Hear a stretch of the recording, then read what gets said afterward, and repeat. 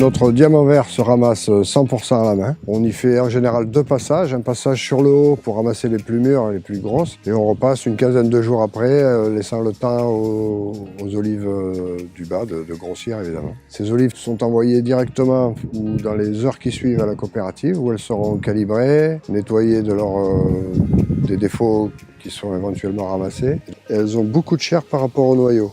Et son noyau a la spécificité d'être en croissant de lune. Dès qu'elles sont désamérisées, ces olives ont un petit goût beurré, ce qui leur fait vraiment une qualité supérieure par rapport aux autres. Je ne dis pas que les autres ne sont pas bonnes, mais ce n'est pas la qualité de la Luc, et encore moins celle de la Luc du Languedoc. Nous sommes sur un terroir de l'Aude et de l'Hérault. C'est un arbre qui ne produit que lorsqu'il voit la montagne noire, les corbières et la Méditerranée. Il y a beaucoup de petits producteurs. Il faut savoir qu'il y a beaucoup de personnes d'un certain âge qui entretiennent les luquiers comme si c'était leur patrimoine familial. D'une dizaine d'arbres, souvent, ils sont des véritables passionnés.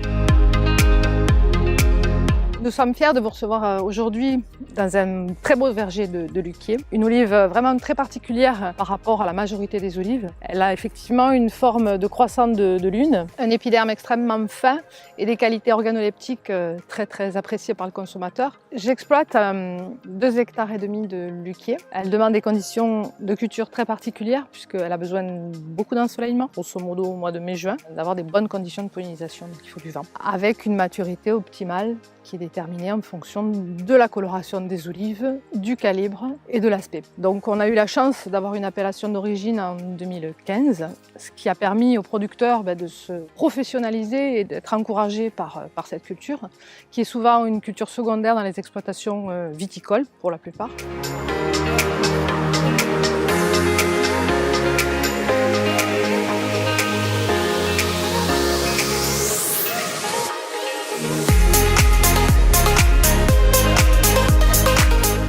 Un verger d'olivier, on est toujours très bien.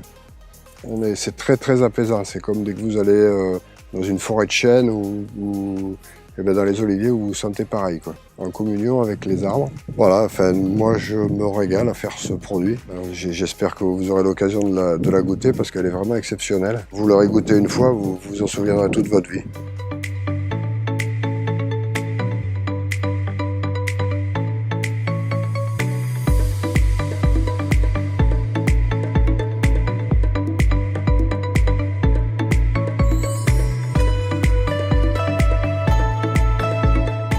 Alors pour commencer, on va couper le thon en petits dés, tomates jaunes du jardin. Donc on va enlever le milieu et pareil, on va les couper en petits dés comme le thon. Donc après, on va rajouter des olives Luc du Languedoc qu'on va couper en petits coupeaux, un petit peu d'ail aussi dans la petite recette qui va bien élever le goût. Pour terminer, on va rajouter un peu d'échalote encore, coupé très fin aussi. On va tous mélanger en mettant un peu d'huile d'olive. Mettre un peu de sel et poivre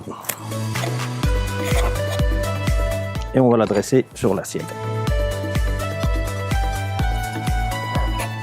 avec un peu de ciboulette, donc le pourpier que j'ai ramené du jardin aussi, pousse de lentilles.